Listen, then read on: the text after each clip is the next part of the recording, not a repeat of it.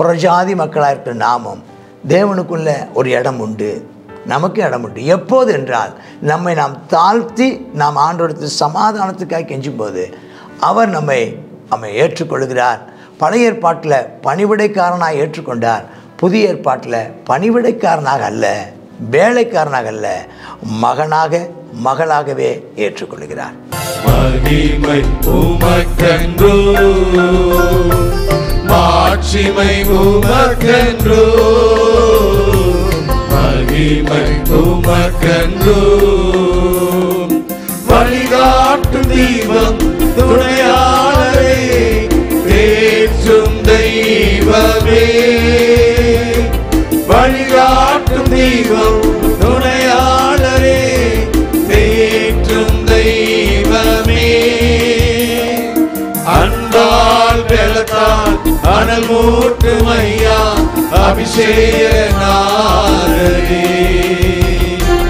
அன்பால் வெள்ளத்தால் அனல் மூட்டும் ஐயா அபிஷேகநாதரே. ஆராதனை ஆராதனை ஆராதனை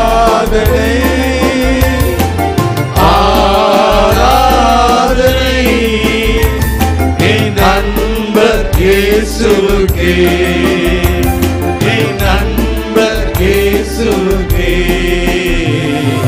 மகிமை உமக்கென்றோ, மாட்சிமை உமக்கென்றோ, மகிமை உமக்கென்றோ. யோசுவா 9ஆம் அதிகாரம். இப்போ யோர்தானுக்கு இப்புறத்தில் மேற்கு பக்கம் மலைகளிலும் பள்ளத்தாக்கிலும் லீபனோனுக்கு எதிரான பெரிய சமுத்திரத்தின் கரையோரங்களும் உள்ள ஏத்தியர்கள், எமோரியர்கள், கானானியர்கள், பெர்சியர்கள், ஏவியர்கள், எபியூசியர்களுமான சகல ராஜாக்களும் கேள்விப்பட்டு வர்றாங்க. இதில் கிர்காசியர்ங்கிற ஒரு வார்த்தை இங்கே இல்லை. அப்போ 7 பேர் கேள்விப்பட்டு வர்றாங்க. அவங்க எல்லாம் ஒருமனப்பட்டு யோசுவாவோடு இஸ்ரவேலும் யுத்தம் பண்ண ஏகமாக கூடுறாங்க. ஏன்னா இப்போ எரிகோக்கும் ஆயுசு கேள்விப்பட்டு அவங்க எல்லாம் ஏகமாக கூடி அவங்க யுத்தத்துக்கு வர்றாங்க.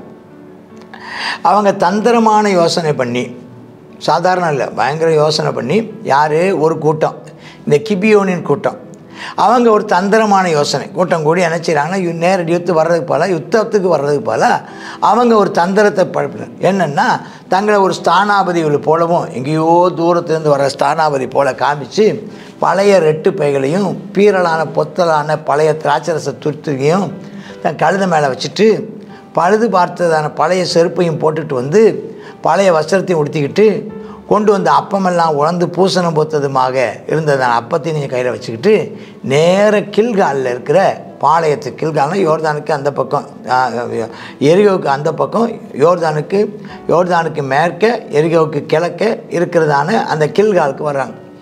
அங்கே வந்து என்ன செய்கிறாங்க, வந்து நாங்கள் தூர தேசத்துலேருந்து வர்றோம்யா, கிழக்க இருந்து வர்றோம், கீழ் தேசத்துலேருந்து வர்றோம், எங்களோட உடன்படிக்கை பண்ணுங்கள், நீங்கள் ஆண்டவர் உங்களோட இருக்கிறாரு அப்படிங்கிறாங்க. அப்போ இஸ்ரேல் மனுஷர் அந்த அவங்க ஏவியர் கண்டுபிடிச்சிட்டாங்க. அந்த ஏவியரை நோக்கி, நீங்கள் நடுவில் குடியிருக்கிறவர்களாக்கும், நீங்கள் இங்கே உள்ளவங்க தான் ஏமாத்துறீங்க, நாங்கள் எப்படி உங்களோட உடன்படிக்கை பண்ணலாங்கிறாங்க. அப்போ அவங்க சொல்கிறாங்க, இல்லை நாங்கள் உங்களுக்கு அடிமையாகவே இருப்போம். அப்போ நீங்கள் யார், எங்கேருந்து வந்தீங்க? அப்போ சொல்கிறாங்க, நாங்கள் கர்த்தருடைய நாமத்தை, பொய் சொல்கிறாங்க பாருங்கள், தந்திரமான பொய், கர்த்தருடைய நாமத்தை. சில நேரங்களில் இந்த ஸ்தோத்திரம்னு சில ஆட்கள் சொல்லிட்டு வருவாங்க, ஏமாந்துடாங்க. பைபிள் கையில் வச்சுருப்பாங்க, ஏமாந்துடாதீங்க. ஸ்தோத்திரம் கையில் பைபிள் இருக்கிறதுனாலையும், ஆமாம், அவங்க ட்ரெஸ்ஸு கிறிஸ்தவங்களுக்கு ஒருத்தர் ட்ரெஸ்ஸாக இருக்கிறதுனாலையும், அவங்க ட்ரெஸ்ஸை வச்சோ, அவங்களுடையதான நடவடிக்கையை வச்சோ, அவங்களுடைய முகபாவனையை வச்சோ, வார்த்தையை வச்சு யாரையும் நம்பிடாதீங்க.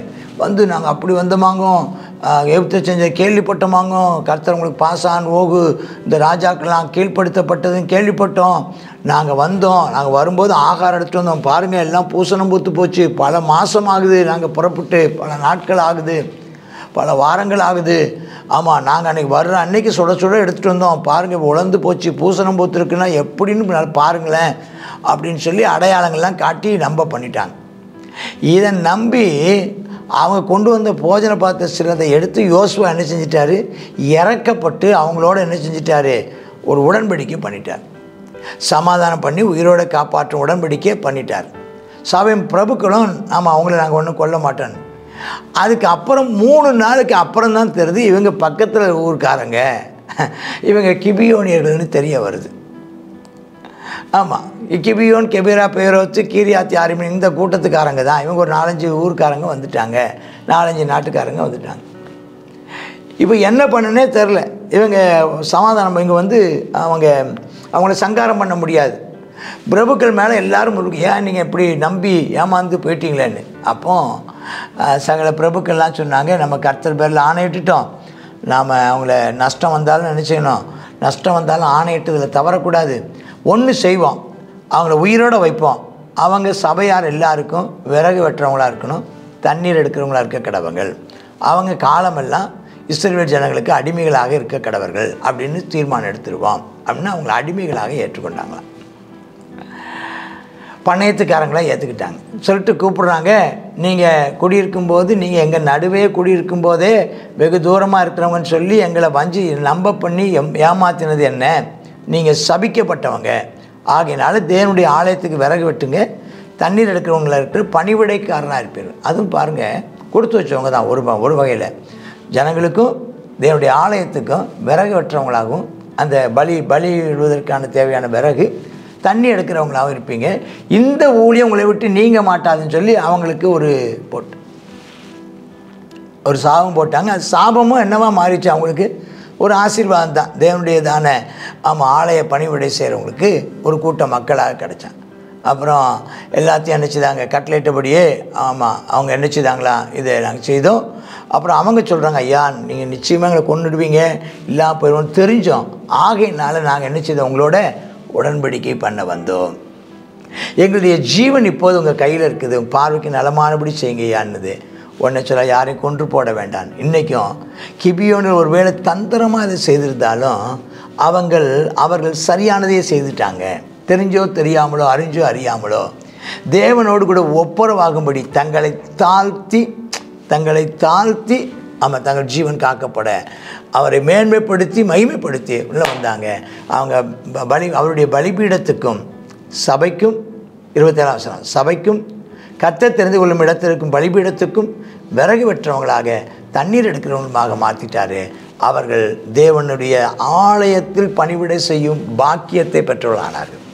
கர்த்தருக்கு ஸ்தோத்திரம். இன்றைக்கும் புறஜாதி மக்களாக இருக்கிற நாமும் தேவனுக்குள்ள ஒரு இடம் உண்டு, நமக்கு இடம் உண்டு. எப்போது என்றால் நம்மை நாம் தாழ்த்தி நாம் ஆண்டவரிடத்தில் சமாதானத்துக்காக கெஞ்சும்போது அவர் நம்மை ஏற்றுக்கொள்கிறார். பழைய ஏற்பாட்டில் பணிவிடைக்காரனாக ஏற்றுக்கொண்டார். புதிய ஏற்பாட்டில் பணிவிடைக்காரனாக அல்ல, வேலைக்காரனாக அல்ல, மகளாகவே ஏற்றுக்கொள்கிறார். Amen, amen. God bless you. யோசுவா 9ஆவது அதிகாரத்தை பார்க்குறோம். இந்த கிபியோனியர் இஸ்ரவேலர் ஏமாற்றியதான ஒரு சம்பவம். இவங்க என்ன செய்யலை, கர்த்தர்கிட்ட போய் விசாரிக்கலை. இப்படி ஒருத்தவங்க வந்திருக்கிறாங்க, எல்லாவற்றையும் கர்த்தரிடத்தில் விசாரித்தவர்கள். அவங்க என்ன செய்யலை, இந்த விஷயத்தில் தவற விட்டதை பார்க்குறோம். நாமளும் அநேக நேரத்தில் என்ன செய்துடுறோம், ஏமாந்து போயிடுறோம். காரணம் என்ன, கர்த்தரிடத்தில் என்ன செய்யலை, நாம் அனுமதியை பெற்றுக்கொள்ளலை. இது சரியாக இருக்குமா தவறாக இருக்குமாங்கிறத ஒவ்வொரு நேரமும் ஒரு காரியத்தை செய்யும்போது தேவனுடைய தான சித்தத்துக்கு ஒப்பு கொடுத்து அவருடைய வழிநடத்துதலின்படி நம்ம செயல்படலைன்னு சொன்னால் நம்ம அநேக நேரத்தில் இதை மாதிரி தோற்று போகக்கூடிய சூழ்நிலை ஏற்பட்டுவிடும். அநேகர் ஏமாற்றுகிற ஒரு உலகத்தில் நிறைந்து போயிருக்கிறாங்க.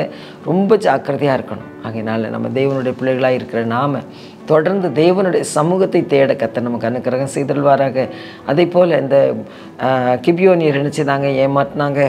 இவங்க ஏமாந்து போய் அவங்களுடையதான பொருட்கள் எல்லாம் வாங்கி அது உடன்படிக்கை பண்ணது போல் ஆகி போயிடுச்சு. ஆகையினால நம்ம உடன்படிக்கை பண்ணுங்கிறதுல நம்ம ஜாக்கிரதையாக இருக்கணும்.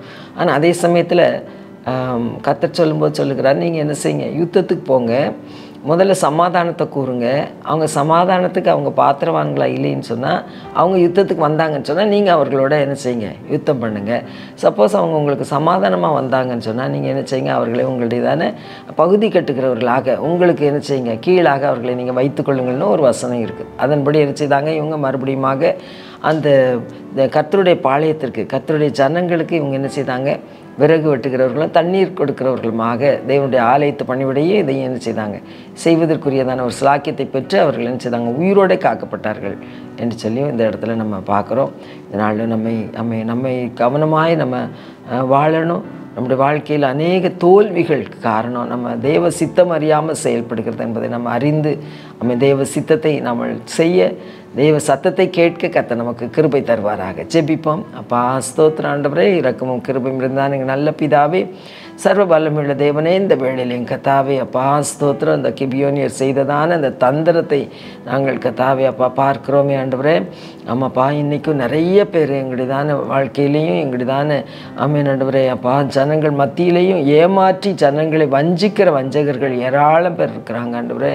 நாங்கள் ஞானமாய் நடந்து கர்த்தாவுடைய சித்தத்தை அறிந்து அப்பா அப்படிப்பட்டவர்களை அடையாளம் கண்டுகொள்ள எங்களுக்கு கிருபை தாரும். நாங்கள் ஏமாந்து போயிடுறோமேப்பா, அநேக நேரத்தில் ஏமாந்து அப்பா ஸ்தோத்திரம் நம்முடைய சித்தத்தை அறியாமல் செயல்பட்டு விடுகிறோம்ப்பா. கர்த்தாவே ஸ்தோத்திரம், அந்த நேரத்தில் உண்மை மறந்து போயிடுறோம்ப்பா. இந்த பாவத்தெல்லாம் எங்களுக்கு மன்னிங்க ஆண்டவரே. இயேசுவே அப்பா, உம்முடைய சித்தம் அறிந்து செயல்பட எங்களுக்கு அனுக்கிரகம் செய்யும். நீர் பொறுப்படுத்திக்கொள்ளும், எங்களை வழி நடத்தும். உம்முடைய பரிசுத்த கரங்களை எங்களை ஒப்புக் கொடுக்கிறோம். ஆசீர்வதியும் பொறுப்படுத்திக்கொள்ளும். இயேசுவின் நாமத்தில் ஜெபிக்கிறோம் எங்கள் நல்ல பிதாவே. ஆமென்.